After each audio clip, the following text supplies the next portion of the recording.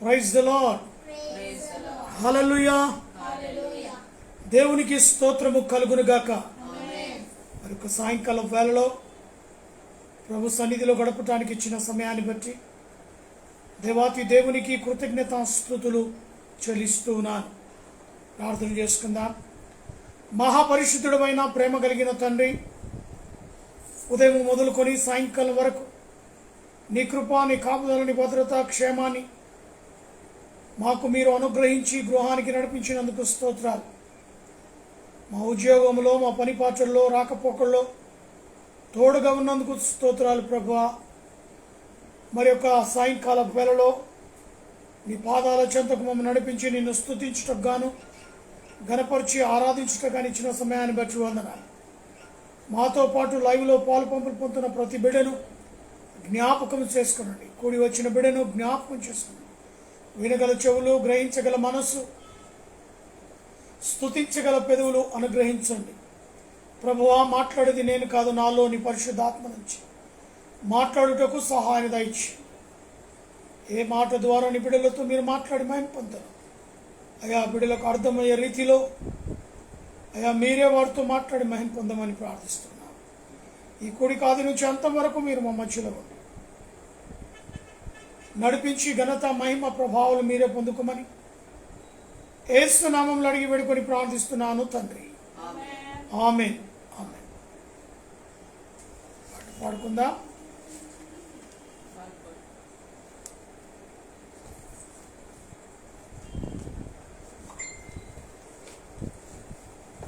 ఓ క్రైస్తవ యువక, నిజమంతయు గనుమా, నీ బ్రతుకంత మారుటమేను, నీ బ్రతుకంత మారుటమేను. కోరుము జీవముని, కోరుము జీవమునే, పాపపు చీకటి బ్రతుకేలా, శాపభారము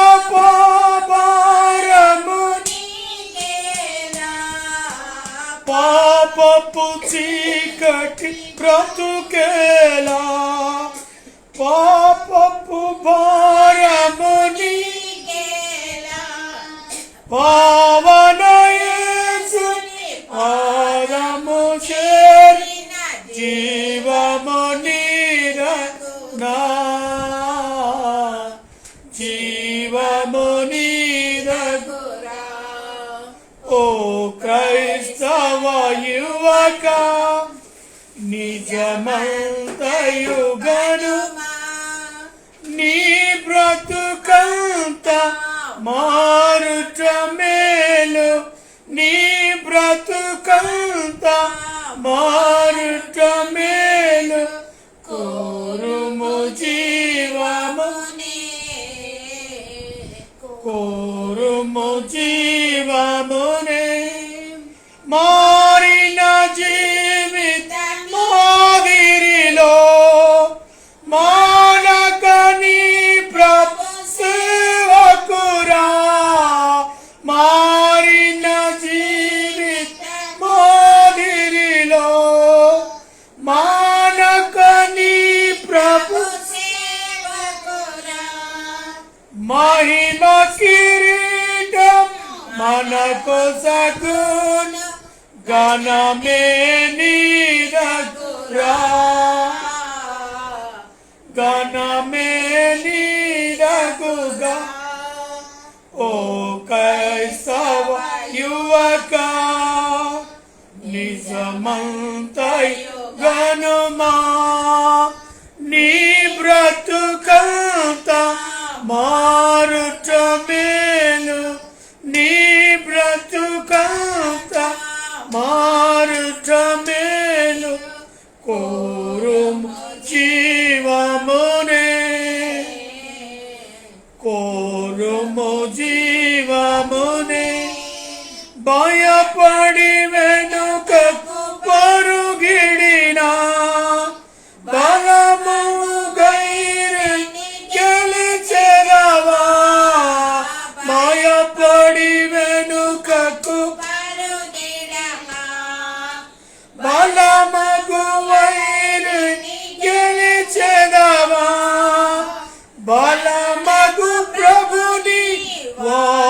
జయమునా గెలుపే నీదగుగా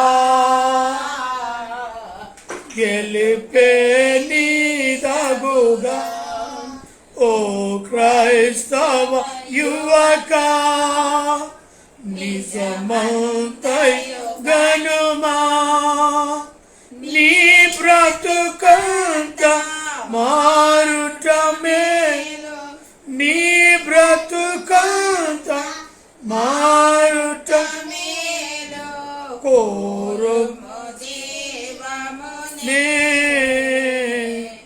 కోరుము జీవమునే హల్లెలూయా. దేవునికి స్తోత్రము కలుగునుగాక. ఆమేన్. దయచేసి క్లుప్తమైన ప్రార్థన అనే చేసిన వారి విషయాల్లో మనం అటు వారిని జ్ఞాపకం చేసుకుంటున్నాం. మరి ఈరోజు లూకా సువార్త 11వ అధ్యాయము మొదటి 3 లేదా 4 వచనాలు వాటిని చదువుతూ నేడు వాటిని ధ్యానిద్దాం. లూకా సువార్త 11వ అధ్యాయము మొదటి వచనము నుంచి 4 వచనం. ఆయన అనగా ప్రభువైన యేసు ఆయన ఒక చోట ప్రార్థన చేయుచుండెను. ప్రార్థన చాలించిన తర్వాత ఆయన శిష్యులలో ఒకడు ప్రభువా యోహాను తన శిష్యులకు నేర్పినట్లుగా మాకు ప్రార్థన చేయమని నేర్పుమని ఆయనను అడిగాను. అర్థమవుతుంది కదా. ఆయన ఒక చోట ప్రార్థన చేయుచుండెను. యేసు ప్రభుల వారు ప్రార్థన చేస్తున్నారు. ప్రార్థన చాలించిన తర్వాత ఆయన శిష్యులలో ఒకడు, అప్పటికి శిష్యులకు ప్రార్థన ఎలా చేయాలో తెలియకపోవచ్చు. మరి అందులో యోహాను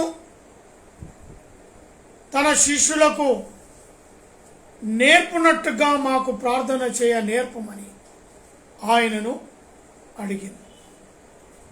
ఒక వ్యక్తి శిష్యులలో ఒకడు, ఆయన ఏర్పాటు చేసుకున్న ఆ 12 మంది శిష్యుల్లో ఒకడికి ప్రార్థన, ఏ రకమైన ప్రార్థన మేము చేయాలి అని ప్రభుని అడిగినట్టుగా మనం చూస్తూ ఉన్నాం. మరి అందుకు ఆయన, మీరు ప్రార్థన చేయనప్పుడు తండ్రి నీ నామము పరిశుద్ధ పరచబడును గాక. ఏమని చేయాలట? నీ నామము పరిశుద్ధ పరచబడును గాక. ప్రభువైన యేసు శిష్యులకు ప్రార్థన నేర్పుతూ ఉన్నాడు. ఒక శిష్యుడు ప్రభువుని అడుగుతూ ఉన్నాడు, మాకు ప్రార్థన నేర్పమని. యోహాను తన శిష్యులకు నేర్పినట్లు మాకు ప్రార్థన నేర్పమని ఆయనను అడిగాను. ప్రభు అంటాడు, అందుకు ఆయన అనగా ప్రభు అయిన యేసు, అందుకు ఆయన ఈ యొక్క సంఘటన ప్రభు సన్నిధిలో జరుగుతూ ఉన్న అంశం. యేసు ప్రభు సన్నిధిలో ఆ శిష్యులలో ఒకడు అడుగుతూ ఉన్నాడు. అందుకు ఆయన అనగా ప్రభు అయిన యేసు సమాధానం ఇస్తూ ఉన్నాడు. శిష్యుడితో మాట్లాడుతూ ఉన్నాడు. ప్రార్థన ఏ విధంగా చేయాలో ఆ శిష్యునికి నేర్పుతున్నట్టుగా మనం చూస్తూ ఉన్నాం. అందుకు ఆయన, మీరు అనగా ఎవరు? అక్కడున్న శిష్యులు. ఇప్పుడు మనము ఆయన నామములో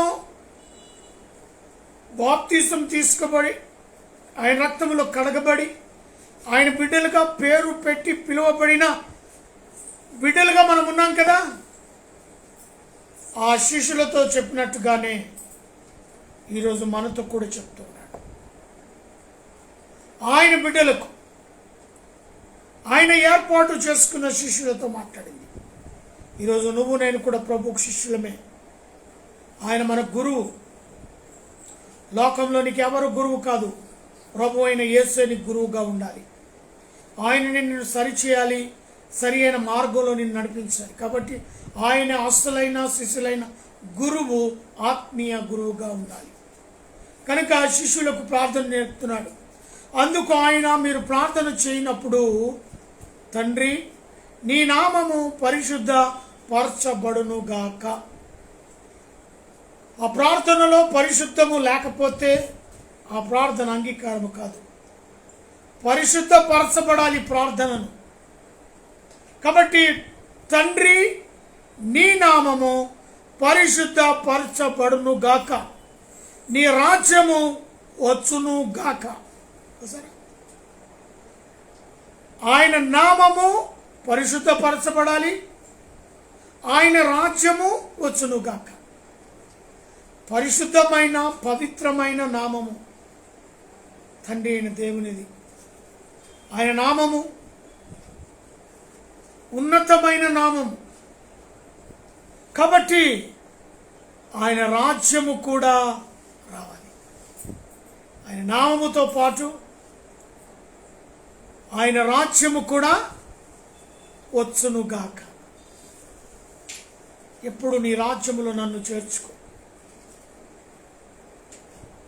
నీ నామములో పరిశుద్ధపరచబడునుగాక అని ప్రార్థిస్తూ నీ రాజ్యములో నన్ను చేర్చుకో, జ్ఞాపకం చేసుకో అని అడగాలి. నీ రాజ్యం వచ్చునుగాక. ఇప్పటికే ప్రపంచ యావత్తులో ఉన్న దేశాల్లో కూడా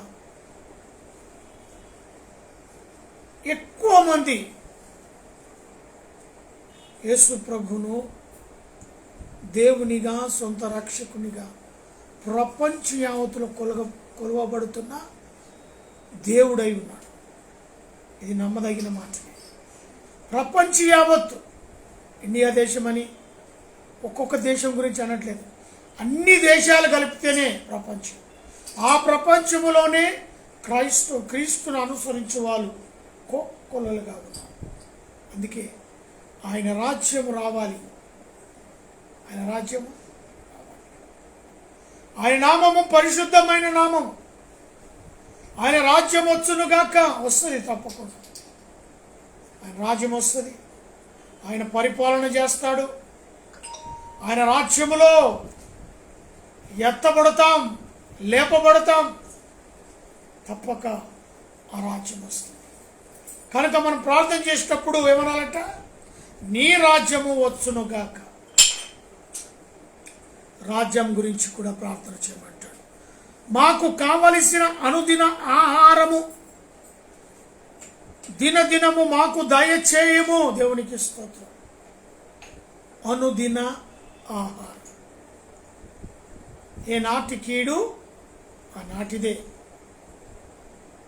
ధనవంతుని వలె కోట్ల కొద్ది ధాన్యము పెట్టుకుంటే లాభం లేదు.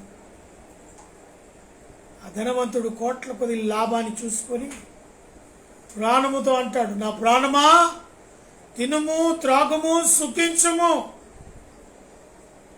అలాంటి పరిస్థితిలోకి దిగజారిపోతాం. ఒకవేళ ఉన్నతంగా మనకు కోట్ల ఆస్తి కలిగి ఉంటే దేవుణ్ణి విసర్జిస్తాం, దేవుని అవమానపరుస్తాం. దినదినము మాకు ఆహారము. చూసారా? అనుదినము, దినదినము. ఏ దినము ఆ దినము మాకు ఆహారము దయచి.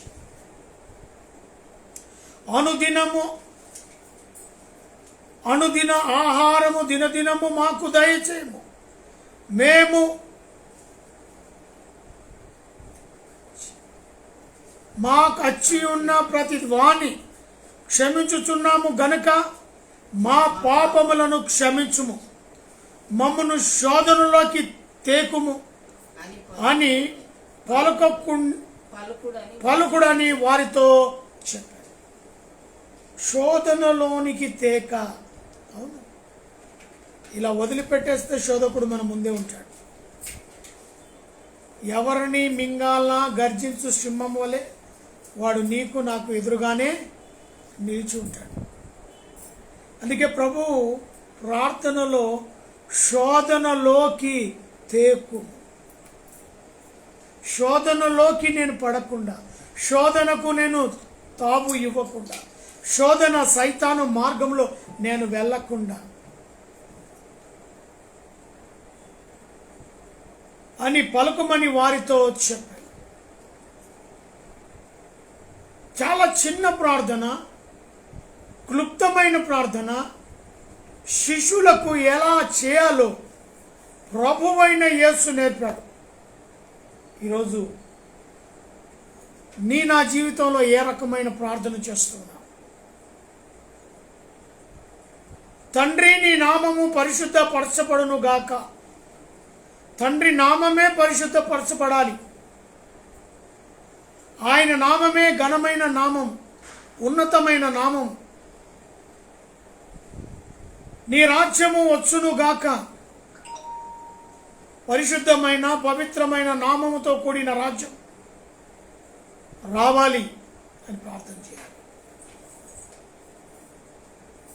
మాకు కావలసిన అనుదిన ఆహారము దినదినము మాకు దయచేయము. ఏదో కావాలి, కోట్లు లక్షలు ఆస్తులని కాదండి. ఇంత ఆస్తి, ఇన్నిళ్ళు, మనిషికి ఎంత ఉన్న కోరిక తగ్గదు, తృప్తి అనేది ఉండదు. ఇక చాలు, నా జీవితానికి ఇది సాటిస్ఫాక్షన్, ఇది సరిపోతుంది అనుకోడు. ఎంత ఉన్నా ఇంకా కావాలి, ఇంకా కావాలి ఆశ గల మనిషి. చనిపోతే ఒక చిన్న సూదిని కూడా మనం పట్టుకొని వెళ్ళాం. అంత ఆస్తి సంపాదించుకొని అందులో నుంచి ఒక చిన్న వస్తువు కూడా మనం పట్టుకొని వెళ్ళలేం. అయినా మానవుడు పాకులాడుతూనే ఉన్నాడు. సంపదన సంపదన సంపదన. ఉన్నదాంతో తృప్తి ఉండదు. దేవుడు ప్రార్థన నేర్పుతున్నాడు మనకి. అనుదిన ఆహారము దినదినము మాకు దయచేయి. కట్టుకోవడానికి వస్త్రం, శరీరానికి కావలసిన ఆహారం, ఇది ఉంటే చాలు అనే ప్రార్థన. బిల్డింగ్ల మీద బిల్డింగ్లు కట్టు, కార్ల మీద కార్లు కొను, వ్యాపారం మీద వ్యాపారం చేయి, కోట్లు లక్షల ఆస్తులు సంపాదించు, కూడబెట్టని దేవుడు ఎక్కడ చెప్పాడు. ఏ క్రైస్తవ బిడ్డకు కూడా నువ్వు ఆస్తి సంపాదించని ఎక్కడ చెప్పలే. ఓడగొట్టుకున్న వ్యక్తిని చూస్తున్నాం, కానీ తిరిగి దేవుని ఆశీర్వాదంతో బతుకున్నాడు యోబు. కానీ ఇప్పుడు అట్ట కాదు. నీది ఉన్నది అంటే ఇంకా దానికి రెట్టింపు చేయాలనే తలంపు, ఆలోచన మానవుడు. ప్రభు శిష్యులతో అంటున్న మాట ఏంటో తెలుసా? మాకు కావలసిన అనుదిన ఆహారం దినదినము మాకు దయచేయము. చాలు. ఈరోజు కావలసిన ఆహారము భుజించిన తర్వాత శరీరంలో చక్కగా అది అరిగి శక్తిని, బలమునిస్తే ఆ బలము ద్వారా నేను ఉద్యోగాన్ని చేసుకోగలను అని చిన్న ప్రార్థన శిష్యులకు నేర్పడం చూస్తున్నాం. మేము మాకిచ్చి ఉన్న ప్రతి వాణ్ణి క్షమించుము కనుక మాకు ఎవరినైతే స్నేహితునిగా ఇచ్చావో, రక్త సంబంధిగా ఇచ్చావో, అన్నదమ్ములుగా ఇచ్చావో, అక్క చెల్లెండ్రులుగా ఇచ్చావో, లోకమే ఒక స్వార్థిగా ఇచ్చావో ప్రతి వాణ్ణి క్షమించుమని ఏం చేయాలంట? క్షమాపణ హృదయం కలిగి ఉండాలట. కొంతమంది జీవితాల్లో సంవత్సరాలు గడిచిపోయినా ఆ వ్యక్తిని క్షమించరు. ఆదివారం ఆరాధనకు వెళ్తారు, ప్రతి నెల ఇంట్లో ప్రార్థన కూడిక పెట్టుకుంటారు, ప్రతి వారము ప్రార్థన దైవజనుడు ఇంటిని దర్శిస్తాడు. ఇన్ని కలిగి ఉండి కూడా వారి యొక్క వ్యక్తిగత జీవితంలో ప్రార్థన, ఇన్ని కలిగి ఉండి కూడా ఎదుటి మనిషిని క్షమించని మనస్తత్వంలో ఉంటారు. అలాంటి మనస్తత్వంలో ఉండి ప్రార్థన దేవుడు ఆలకిస్తాడా? నువ్వు చర్చికి వెళ్ళినంత మాత్రాన, ఆరాధనలో అటెండ్ అయినంత మాత్రాన, సహవాసంలో నువ్వు కూడుకున్నంత మాత్రాన, నీ ఇంటిలో ప్రార్థన దైవజను ద్వారా పెట్టినంత మాత్రాన నీవు క్షమించే మనస్సు లేకపోతే ఆ దేవుడు కూడా నిన్ను క్షమించు. అర్థమవుతుందా? క్షమించాలి ఫస్ట్. లోకము దేవుణ్ణి అన్యాయమైన తీర్పిచ్చింది, లోకము దేవుణ్ణి అవమానపరిచింది, లోకము దేవుణ్ణి చీకొట్టింది, చికాకు చేసింది, పిడుగుదులు గుద్దింది, ఉమ్మి వేసింది, గేలి చేసింది, అవమానం చేసింది, కొరడా దెబ్బలు కొట్టి శిల్పం రానును మోపి. లోకము చీకొట్టిన లోకాన్ని క్షమించగలిగిన దేవుడు. నీవు ఒక్క వ్యక్తిని క్షమించలేకపోతున్నావు. అది నీ సొంత అన్ననే కావచ్చు, అది నీ సొంత తమ్ముడే కావచ్చు, అది నీ సొంత అన్ననే కావచ్చు, నీ రక్త సంబంధంలో ఒకరు కావచ్చు. క్షమాపణ దేవుడు నేర్పాడు. ఆ క్షమాపణ హృదయమే నీలో లేకపోతే నువ్వు చేసిన ప్రార్థన ఎవరికి కావాలి? ఆ ప్రార్థన ఎవరు వింటారు? ఆ ప్రార్థనకు జవాబు ఎవరిస్తారు? దేవుడు నేర్పిన ఆ క్షమాపణ హృదయం నీలో లేకపోతే నీ ప్రార్థనకు దేవుడు ఎలా జవాబిస్తాడండి? మొదట క్షమించు. ఎన్నాళ్ళు, ఎన్ని సంవత్సరాలు అన్న చెల్లితో మాట్లాడకుండా, అక్క చెల్లితో మాట్లాడకుండా, తమ్ముడు అన్నతో మాట్లాడకుండా ఎన్నాళ్ళు దేవుని బిడ్డలమని చెప్పుకుంటూ, ప్రతి ఆదివారము చర్చికి వెళుతూ, ప్రతి నెల ఇంట్లో ప్రేయర్ మీటింగ్ పెడుతూ, దేవుని వాక్యాన్ని శ్రద్ధగా వింటూ కూడా చిన్న మార్పు రాలేదే? క్షమించే మనసే నీలోకి రాలేదే? నువ్వు ఎంత ప్రేయర్ చేసినా, ఎంత కుటుంబ ఆరాధన చేసినా, ఎంత ఆదివారపు ఆరాధనకు నువ్వు వెళ్ళినా ఏమి ప్రయోజనం? క్షమాపణ నేర్పుతూ ఉన్నాడు ప్రభు. ప్రతి వాణ్ణి క్షమించాలి. క్షమిస్తేనే ఆ దేవుడు నిన్ను క్షమిస్తాడు, నీ ప్రార్థన అంగీకరిస్తాడు. అంతేకాకుండా మా పాపములను క్షమించుము అని అడగవచ్చు మనం. ఎప్పుడు? అవతల వాణ్ణి నువ్వు క్షమించినప్పుడు, దేవా నా పాపాలు కూడా నువ్వు క్షమించు. అప్పుడు ఎప్పుడైతే మన పాపాల విషయం క్షమించమని అడుగుతామో దేవుడు తప్పక క్షమిస్తాడు. మనము శోధనలోకి పడిపోకూడదు. శోధన అనేది రకరకాలుగా వచ్చేస్తాయి, మనిషిని బానిస చేస్తాయి. ఆ శోధన ఇంటి వారికి ఒకవేళ బంగారం కొనాలని శోధన వచ్చింది అనుకోండి, ఆ మొగుడిని పట్టి పీడిస్తూనే ఉంటాయి. నగలు కొనాలని మైండ్లో వచ్చింది ఆ శోధన, ఇంటి ఆడపడుచులో పడ్డది అనుకుందాం. ఆ శోధన భర్తను రాచి రంపన పెడుతూ ఉంటుంది. ఆ శోధన గురించి ఆలోచన చేయకండి. శాశ్వతం ఏది కాదు. మనకు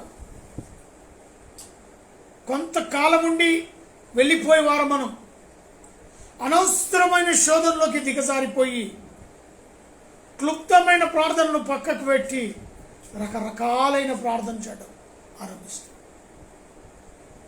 అందుకే ప్రభు శిష్యులతో చాలా క్లుప్తమైన ప్రార్థన నేర్పించాడు.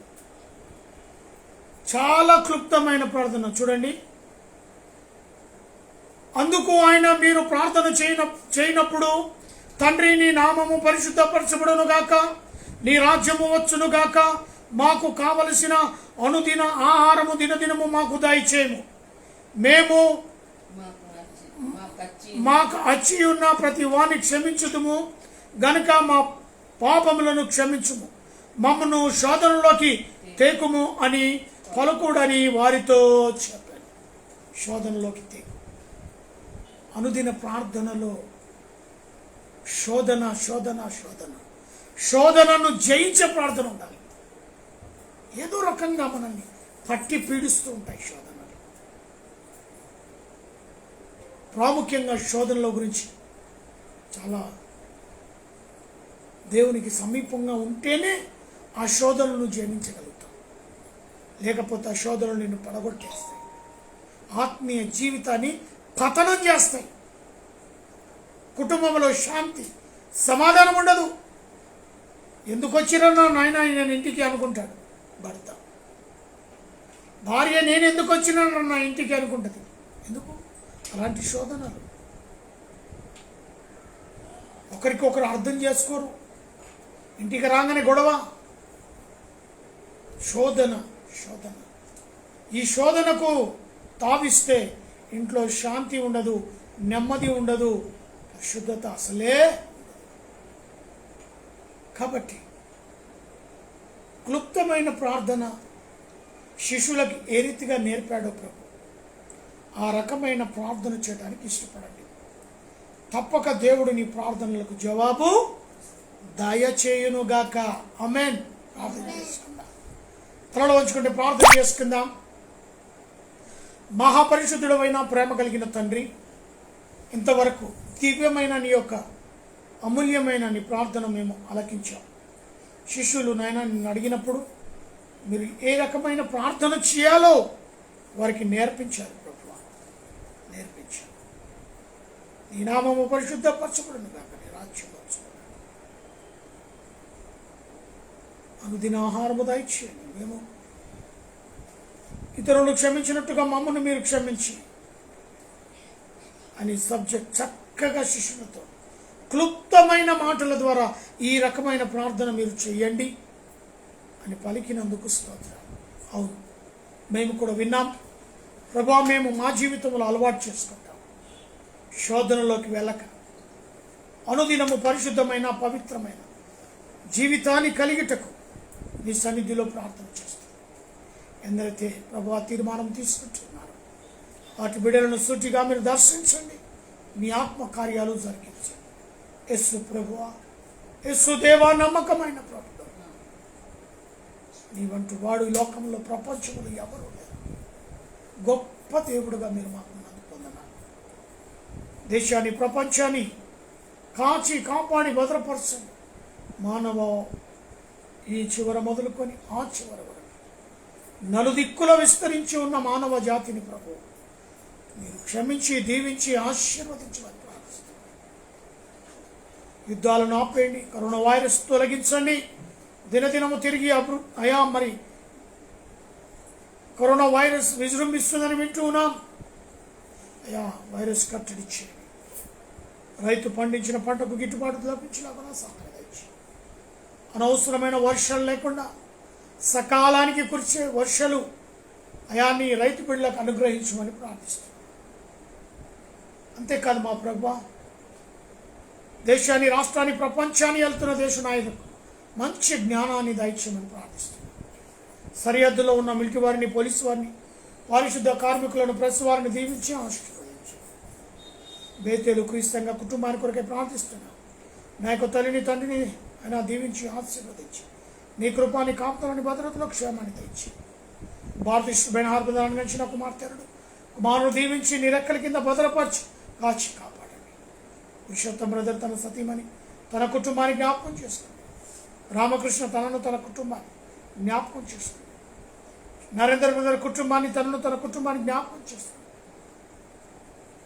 మా ప్రభా మరి రాధా కుటుంబాన్ని, ప్రియాంక కుటుంబాన్ని, రూప్ సాగర్ కుటుంబాన్ని, వెంకటలక్ష్మి కుటుంబాన్ని, కె ప్రసాద్ కుటుంబాన్ని, జైపాల్ బ్రదర్ కుటుంబాన్ని, అంజలి రెడ్డి, అనిల్ రెడ్డిని బట్టి, జయపాల్ రెడ్డిని బట్టి ప్రార్థిస్తున్నాం. కృప చూపండి. Asaph, Amar, Roman Prakash brother Sushila కుటుంబాలను దీవించి ఆశీర్వదించి, మనోహర్ భారతిని అనుగ్రహించిన బిడ్డలను, ఎస్టర్ ప్రసాద్ వారికి అనుగ్రహించిన కుమార్తెను, రాజర్కుట్టి తనకు అనుగ్రహించిన కుమారులను సతీమణిని, ప్రభాకర్ సార్ యొక్క కూతురులు, అల్లుడు, కుమారుడు, కోడలు, మన్మలను మన్మరాళ్లను ప్రభు ఎత్తిపట్టి గొప్ప కార్యాలు జరిగించారు. నీ కళలు దర్శనాలతో మెలనని స్వరంతో బిడ్డలతో మాట్లాడండి. దైవజనులను, వారి సంఘాలను, సంఘ సభ్యులను, వారి యొక్క కుటుంబాలను, బిడ్డలను దీవించి వారి పరిచర్యలను ఆశీర్వదించమని ప్రార్థిస్తున్నాం. మా రక్త సంబంధులందరితో నీ సేవ పరిచర్యలు ఉన్నారటి కుటుంబాలను మెండారుగా దీవించి నీ రెక్కల కింద భద్రపరచండి. రాబర్ట్ అయిన బట్టి ప్రార్థిస్తున్నాం. ఫ్రాన్సిస్ బ్రదర్ బట్టి ప్రార్థిస్తున్నాం. అయా మరి నెహమ్యా బ్రదర్ బట్టి ప్రార్థిస్తున్నాం. సుమిత్ని బట్టి, వారి కుటుంబాన్ని బట్టి, వారి పరిచర్యను బట్టి అయా వీరిని జ్ఞాపకం చేసుకోమని సన్నిధిలో ప్రార్థిస్తున్నాం. మా యొక్క స్నేహితులను, క్లాస్మేట్స్ను తండ్రి, వారు చేస్తున్న పరిచర్యలను దీవించి ఆశీర్వదించండి. వారి కుటుంబాలను కాచి కాపాడండి. మంగళూరు వంశంలో ఎందరైతే నీ సువార్త పని భారము కలిగి ఉన్నారటి బిడ్డలు 30, 60, 100 ప్రతిఫలము పొందుకున్నట్టుకు సహాయం దయచి, అన్నలను, వదిలిన నక్క బావులను అనుగ్రహించిన కుమారులను, కుమార్తెలు, అల్లులను, కోడలను, మన్మలను, మన్మరాండ్లను దీవించి నీ రెక్కల కింద భద్రపరచండి. బామర్దులను, మర్దలను, వద్దను బట్టి మీరు వారికి అనుగ్రహించిన కుమారులను, కుమార్తె, అల్లులను, కోడలను, మన్మలను, మన్మరాండ్లను ప్రభువా ఆశీర్వదించమని ప్రార్థిస్తున్నాం. ప్రత్యేకంగా లక్ష్మణ్ విషయంలో తండ్రి నీ ఆత్మ కార్యాలు, స్వస్థతలు యేసు నామంలో కలుగునుగా కానీ ఆజ్ఞాపిస్తున్నాను. నాని యొక్క పేరెంట్స్కి, తన యొక్క తల్లిని, తండ్రిని, తమ్ముని, చెల్లిని, బావును అనుగ్రహించిన బిడ్డలను దీవించి నీ రెక్కల కింద భద్రపరచండి. నాని డూపుని జ్ఞాపకం చేసుకున్నది ప్రభువా, మరి యొక్క గర్భఫలం బిడ్డలకు అనుగ్రహించమని నీ సన్నిధిలో గోజాడుతూ ఉన్నాం. అదే రీతిగా హైదరాబాద్ ట్రాన్స్ఫర్ అవుట్ కూడా సహాయం దయచేయండి. ఇచ్చిన కుమార్తె సుసన సాత్వికకు మంచి జ్ఞానమును, తెలివిని అనుగ్రహించండి. నీ పరిచర్య చేసి బిడ్డగా రాబోయే రోజుల్లో బిడ్డను అభిషేకించి నీ కొరకు సాధనముగా వాడుకోండి. రాష్ట్రం దీవించి ఆరోగ్య బలం, శక్తిని అనుగ్రహించిన ఇచ్చిన ఆరోగ్యాన్ని బట్టి వందనాలు ప్రభువా. మరి అది నీ సేవకు ఉపయోగించుటకు సహాయం దయచేయండి. ఏకే టౌన్లో నివసిస్తున్న ప్రతి కుటుంబాన్ని పేరు పేరున దీవించండి. వారి కుటుంబాలనైనా చేస్తున్న ఉద్యోగాలను, వ్యాపారాలను ఆశీర్వదించండి. అనారోగ్యంలో ఉన్న వారిని స్వస్థపరచండి. ఆర్థిక ఇబ్బందులను లేవనెత్తండి. అయ్యా ఇరుగు పొరుగు వారిని దీవించి నేను ఎక్కడికి భద్రపరచండి. ఉషాగూడ డీపోలో పనిచేస్తున్న కండక్టర్ సోదరులు, డ్రైవర్ సోదరులు, మెకానిక్ సోదరులు, office staff, security staff, DM గారి కుటుంబం, సిఏ గారి కుటుంబం, ఎంఎఫ్ గారు ప్రతి కుటుంబం నీలో ఆశీర్వదింప బడునుగా కానీ ప్రార్థిస్తున్నాను. పాలించు వారిని, కనైన వారిని జ్ఞాపకం చేసుకున్నాను. వివాహ దినములు, జన్మదినం జరుపుతున్న బిడ్డలను మెండారుగా దీవించి నీ ఆ దీవెనలను కుమ్మరించండి. Heart problem, liver problem, kidney problem, మోకాళ్ళ నొప్పులతో, అరికాల నొప్పులతో, బీపీ, షుగర్ లాంటి జబ్బులతో బాధపడుతున్న స్వస్థత, విడుదల యేసు నామమున కలుగునుగా కానీ ఆజ్ఞాపిస్తాను. అదే రీతిగా నాయన వివాహాల కొరకు, ఉద్యోగుల కొరకు, గర్భఫలము కొరకు ప్రార్థన రిక్వెస్ట్ అడిగిన ప్రతి బిడ్డకు వారి వారి కోరికలను నెరవేర్చండి. నాలో ఉన్న బీపీ, షుగర్ సమస్తమైన వ్యాధి బాధల నుంచి నిలబెట్టావు నైనా నీకు స్తోత్రాలు. ఇచ్చిన ఆరోగ్యాన్ని బట్టి కృతజ్ఞతాస్తుతులు చెల్లిస్తున్నాను. వచ్చే వారంలోనైనా మెడికల్ టెస్ట్ వెళ్ళనై ఉంటుండగా ఎలాంటి లోపం లేకుండా అయా చక్కగా ప్రతి ఒక్క టెస్ట్లో పాస్ అయి వచ్చేటప్పుడు సహాయాన్ని కృపను అనుగ్రహించమని ప్రార్థిస్తున్నాను. ఇచ్చిన ఆరోగ్యాన్ని సేవలు వాడగొట్టకు సహాయం దయచేయండి. ప్రత్యేకంగా మా ప్రభు లైలో పాలు పంపులు పొందారు ప్రతి బిడ్డను దీవించండి, ఆశీర్వదించండి. నీ కృపాని, కాపుదలని, భద్రత ప్రతి వారికి ఉంచమని నిశ్చితమైతే రేపు ఇదే సమయంలో తిరిగి మేము కలుసుకున్నటకు సహాయాన్ని కృపను అనుగ్రహించగలరు. యేసు నామములో అడిగి వేడుకుంటున్నాను తండ్రి. మన తండ్రి అయిన దేవుని ప్రేమ, కుమారుడైన యేసు క్రీస్తు కృప, పరిశుద్ధాత్మక అన్యోన్య సహవాసమైన సన్నిధి కూడిన మనకును సకల ప్రజలకు ఇప్పుడును ఎల్లప్పుడును సదాకాలము తోడై నీడై ఉండును గాక. Amen, amen. Praise the Lord. Hallelujah.